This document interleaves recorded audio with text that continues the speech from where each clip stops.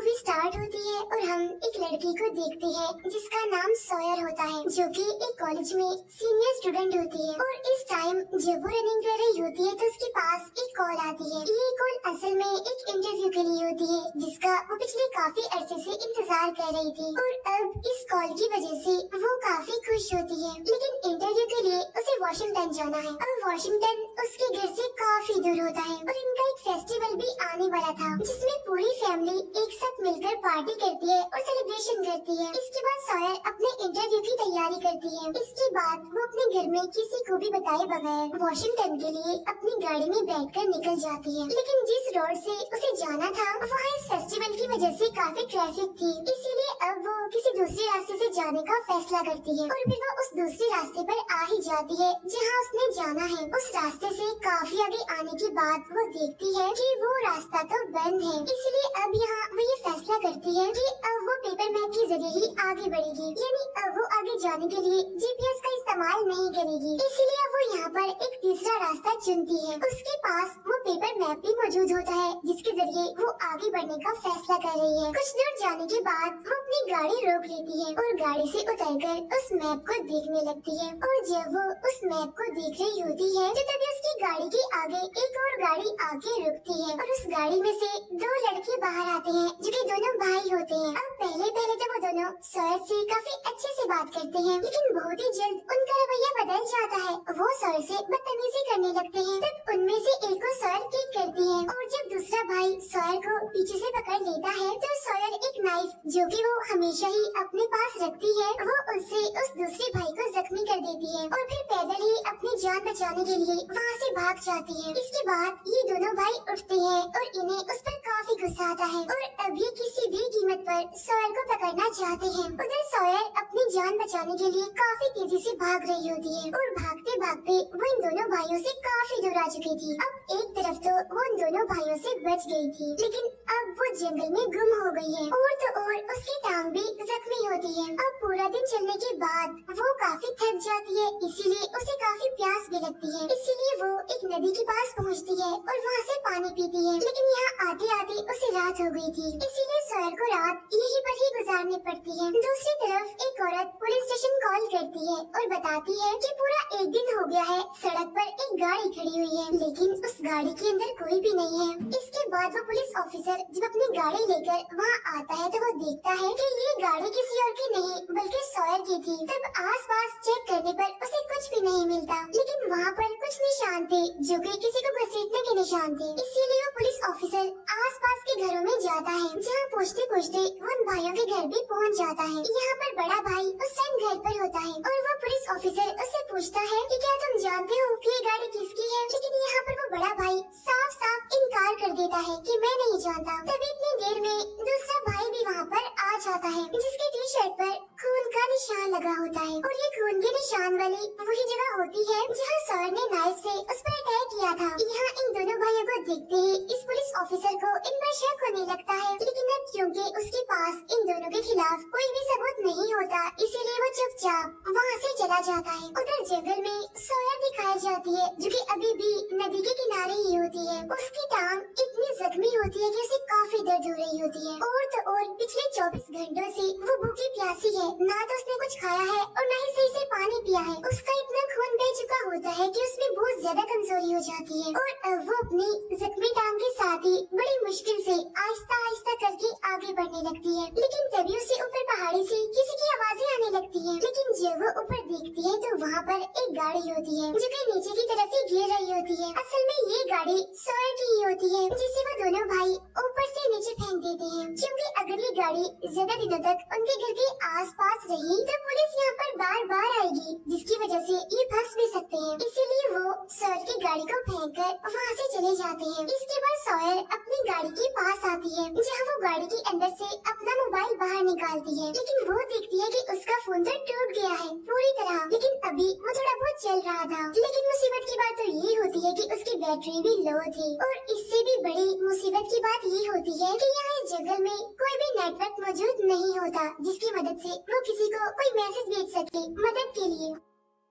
अब उसके अंदर कमजोरी इतनी ज्यादा हो जाती है कि वो बेहोश हो जाती है। लेकिन फिर अगले ही सीन में जब उसकी आँख खुलती है तो वो खुद को एक घर में पाती है। उसके सामने एक लड़का होता है जिसका नाम होता है लॉवेल। यह लॉवेल ने उसकी जख्मी टांग पर पट्टी भी बांध दी होती है, लेकिन सॉयर को उस पर यकीन नहीं आता। डर की वजह से उसे यही लगने लगता है कि शायद ये इंसान भी मुझे नुकसान पहुंचाएगा, इसीलिए वो जोरों से चिल्लाने लगती है। लेकिन लॉवेल उसे ऐसा करने से यानी चिल्लाने से मना करता है। लेकिन अब सॉयर वहाँ से उठती है और जाने लगती है, लेकिन एक बार फिर से वो कमजोरी की वजह से गिर जाती है और बेहोश हो जाती है। लेकिन इस बार जब उसे होश आती है तो वो देखती है कि लॉवेल ने उसके हाथों और पाँव को बांध दिया है। यह लॉवेल उसे खाने के लिए ब्रेड देता है। इसके बाद वो सॉयर से पूछता है कि आखिर तुम इस जंगल में क्या करने आई थी। तब ये सुनकर सॉयर उसे अपने बारे में सब कुछ बता देती है। उधर हम जंगल में उन दोनों भाइयों को देखते हैं जो कि अभी भी सॉयर को उस पूरे जंगल में ढूंढ रहे होते हैं। जहाँ ढूंढते हुए उन्हें सॉयर के कपड़े का एक टुकड़ा मिलता है, जिससे उन्हें ये बात कंफर्म हो जाती है कि सॉयर अब भी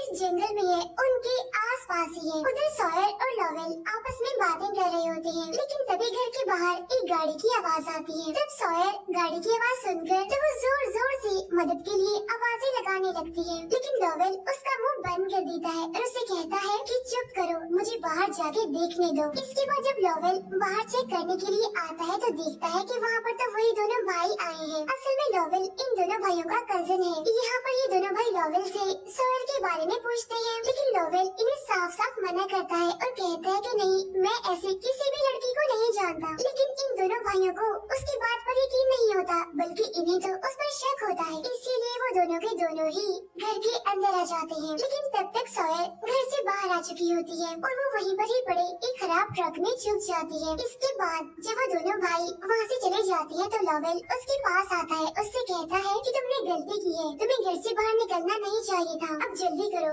घर के अंदर आओ। असल में लॉवेल एक अच्छा इंसान है और वो सॉयर को अपने कजिन से बचाना चाहता है, यानी वो इस तरह से सॉयर की मदद करना चाहता है। अब लॉवेल ऐसा इसीलिए करना चाहता है क्योंकि वो जानता है कि उसके कजिन अच्छे लोग नहीं है, वो दोनों काफी खतरनाक है। इसके बाद हमें वो पुलिस ऑफिसर दिखाया जाता है, यानी जिसने सॉयर की गाड़ी को देखा था उन दोनों भाइयों के घर के बाहर। यहाँ पर उसका सीनियर ऑफिसर उससे आगे पूछता है कि उस केस का क्या हुआ, उस गाड़ी के बारे में आपको कुछ पता चला कि वो किसकी है। असल में उस गाड़ी में एक लड़की थी जो कि काफी दिनों से लापता है, इसीलिए अब तुम्हें किसी भी कीमत पर उस लड़की को ढूंढना है और इस केस को सॉल्व करना है। इसके बाद अब वो पुलिस ऑफिसर दोबारा से उन दोनों भाइयों के पास जाता है। यहाँ वो उन दोनों भाइयों से कहता है कि तुमने बहुत बड़ी गलती कर दी कि उस लड़की को जाने दिया, क्योंकि ये केस काफी सीरियस है और काफी ऊपर तक जा चुका है। असल में ये पुलिस ऑफिसर भी करप्ट होता है और ये इन दोनों भाइयों के साथ मिला होता है। उधर लॉवेल के घर पर सॉयर लॉवेल से कहती है कि प्लीज मेरी बात मान लो और मुझे यहाँ से जाने दो, क्योंकि मुझे वॉशिंगटन जाना है, मुझे बहुत जरूरी काम है, मेरा इंटरव्यू है और अब वॉशिंगटन यहाँ से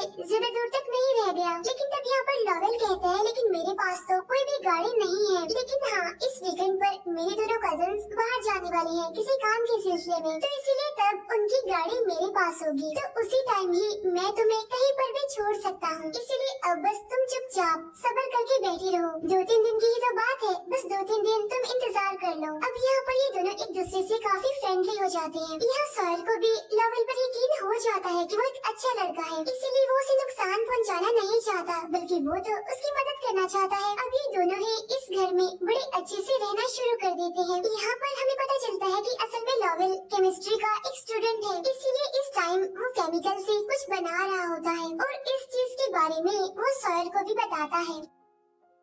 इसके बाद हमें वो दोनों भाई दिखाए जाते हैं जहाँ एक बार फिर से वो लॉवेल के घर आ चुके हैं। असल में इस टाइम वो अपने साथ कुछ बॉक्सेस लाए होते हैं, लेकिन जैसे ये दोनों भाई घर के अंदर एंटर होते हैं तो लॉवेल जानबूझकर वहाँ पर धुआं छोड़ देता है, जिसका फायदा उठाकर सॉयर यहाँ से चली जाती है और नदी के किनारे जाके पहुँचती है, जिससे यहाँ पर उन दोनों भाइयों को ये बात पता चल ही नहीं पाती कि सॉयर यहीं पर उनके कजन के घर पर ही रह रही है। उधर दूसरी तरफ हमें पुलिस स्टेशन में ये दिखाया जाता है कि पुलिस ऑफिसर को उस करप्ट पुलिस ऑफिसर के बारे में सारी बात पता चल चुकी है, यानी कि वो उन दोनों भाइयों के साथ मिला हुआ है, इसीलिए वो पुलिस ऑफिसर उस करप्ट पुलिस ऑफिसर को गन पॉइंट पर ले लेता है। लेकिन इससे पहले कि वो पुलिस ऑफिसर उसे अरेस्ट करता और उसके बारे में दूसरों को बताता, उससे पहले वो करप्ट पुलिस ऑफिसर उसे गोली मार देता है, जिससे वो पुलिस ऑफिसर मारा जाता है। इसके बाद वो उन दोनों भाइयों की मदद से उसकी डेड बॉडी को गायब कर देता है। और अब इसके बाद सीनियर शेरिफ वहाँ पर आते हैं, जहाँ वो करप्ट पुलिस ऑफिसर सर के गायब होने का इल्जाम उस पुलिस वाले पर लगा देता है, जिसे कि अभी अभी उसने मारा होता है, ताकि सबको ऐसा लगे कि सर को उसने गायब कर लिया था। और अब खुद भी वो पुलिस ऑफिसर गायब हो गया। लेकिन सीनियर शेरिफ उस करप्ट पुलिस ऑफिसर को कहते हैं कि अब ये केस मैं तुम्हारे हाथ से लेकर स्टेट पुलिस को दे चुका हूँ, क्योंकि एक सीरियस मैटर है। तब इस बात से वो करप्ट पुलिस ऑफिसर काफी परेशान हो जाता है, इसीलिए वो उन दोनों भाइयों के पास आता है और उनसे कहता है कि मुझे तो लगता है कि अब हम पकड़े जाएंगे। असल में ये पुलिस ऑफिसर इन दोनों भाइयों के साथ ड्रग्स का काम भी करता है और वो ड्रग्स ये दोनों भाई लॉवेल से बनवाते हैं। इसीलिए उस दिन जब भी उसके घर पर बड़े बड़े बॉक्स लेकर गए थे, तो असल में उस दिन उन बॉक्सेस में ड्रग्स बनाने का सामान था। उधर सॉयर और लॉवेल जब घर के बाहर बैठे होते हैं, तो तभी उस करप्ट पुलिस ऑफिसर की गाड़ी वहाँ से गुजरती है और उसे शक हो जाता है कि लॉवेल के घर में ही सॉयर है। इसीलिए वो अपनी गाड़ी को वहाँ पर रोकता है और लॉवेल से कहता है कि मैं तुम्हारे घर की तलाशी लेना चाहता हूँ। लेकिन लॉवेल उसे साफ साफ मना कर देता है कि मैं अपने घर की तलाशी तुम्हें लेने नहीं दूंगा। साथ ही साथ तलाशी लेने का कोई भी लाइसेंस उसके पास नहीं होता, इसीलिए वो तलाशी नहीं ले सकता था। लेकिन वो पुलिस ऑफिसर ये बात उन दोनों भाइयों को बता देता है कि मुझे लगता है कि वो लड़की सॉयर लॉवेल के घर पर है, इसीलिए अभी दोनों भाई लॉवेल के घर पर आ जाते हैं। और जब वो अंदर आते हैं तो वो वहाँ पर सॉयर को देख लेते हैं और जैसे ही दोनों भाई उसे देखते हैं तो ये उन दोनों को यानी कि सॉयर और लॉवेल को गन पॉइंट पर ले लेते हैं। तब ये देखकर लॉवेल उनसे कहता है कि तुम नहीं जानते कि मैंने इसे अपने पास क्यों रखा हुआ है। असल में मैंने तो इसे प्रिजनर बनाकर अपने साथ रखा हुआ है, ये मेरे सारे काम करती है। इसके बाद लॉवेल सॉयर को इशारा करता है और उसे कहता है जाओ सॉयर कॉफी बनाओ। इसके बाद सॉयर कॉफी बनाने के लिए किचन में जाती है और वो कॉफी वाले मग को ओवन में रखती है और वापिस से लॉवेल के पास आ जाती है। कुछ ही देर के बाद ओवन से आवाज आती है, यानी इसका मतलब ये होता है कि कॉफी बनकर तैयार हो गई है। तब उन भाइयों में से जो छोटा भाई होता है वो ओवन के पास जाता है, लेकिन तभी उस ओवन में एक काफी बड़ा धमाका होता है, जिससे उस छोटे भाई की तो वहीं पर ही मौत हो जाती है। वहाँ पर इतना बड़ा ब्लास्ट होता है कि पूरा घर ही जल जाता है और वो सारे आगे बाहर गिरते हैं और वो भी काफी जख्मी होते हैं। असल में ऐसा इसीलिए हुआ था क्योंकि कुछ टाइम पहले लॉवेल जो केमिकल अपने घर में बना रहा था, ये ब्लास्ट उसी केमिकल की वजह से ही हुआ था और इस बारे में उसने सॉयर को भी बताया था, ताकि जब भी मौका आई ठीक टाइम आई तो वो इसे इस्तेमाल कर सके। लॉवेल और सॉयर घर से बाहर होते हैं, जहाँ लॉवेल तो काफी जख्मी होता है लेकिन सॉयर कुछ ठीक होती है। लेकिन तभी वहाँ पर वो दूसरा भाई भी आ जाता है जो कि पूरी तरह से जला होता है। यहाँ पर लॉवेल सॉयर को वहाँ से भागने के लिए कहता है अपनी जान बचाने के लिए, जहाँ पीछे से वो दूसरा भाई सॉयर को गोली मारने ही वाला होता है। लेकिन तभी इससे पहले ही लॉवेल उसे पकड़ लेता है। वो उस भाई से उसकी गन छीन कर उसे पर ही पॉइंट कर देता है। लेकिन इससे पहले कि लॉवेल उस भाई को मार पाता, वहाँ पीछे से वो करप्ट पुलिस ऑफिसर आ जाता है जो इन दोनों को ही शूट करके मार डालता है। अब यहाँ पर उसने उस भाई को इसीलिए मारा होता है ताकि उसके खिलाफ कोई भी सबूत बाकी न रहे और वो बच जाए। इसके बाद हमें सॉयर दिखाई जाती है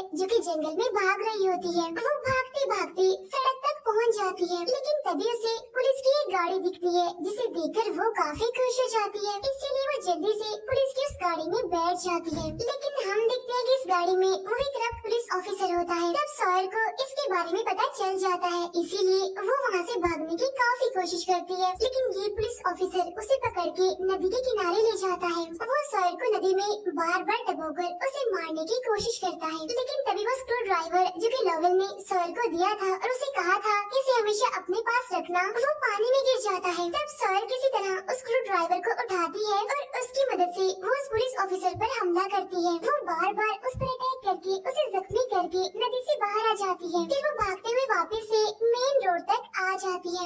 यहाँ पर हम देखते हैं कि पीछे से पुलिस की बहुत सारी गाड़ियाँ आ रही हैं, जो कि इसी केस की इन्हीं सॉयल के सिलसिले में ही यहाँ पर आई हैं, क्योंकि यहाँ पर पहले ही बहुत सारे मर्डर्स हो चुके हैं। साथ ही साथ एक पुलिस ऑफिसर भी गायब है और सॉयल और उसकी गाड़ी भी काफी टाइम से मिसिंग थे। अब जाहिर सी बात है कि पुलिस यहाँ पर आ गई है, तो अब इस तरह से सॉयल की जान बच गई। और अगर वो करप्ट पुलिस ऑफिसर बच गया तो पुलिस उसे पकड़ लेगी। और इसी के साथ ही ये मूवी यहीं पर एंड हो जाती है। Thank you for watching.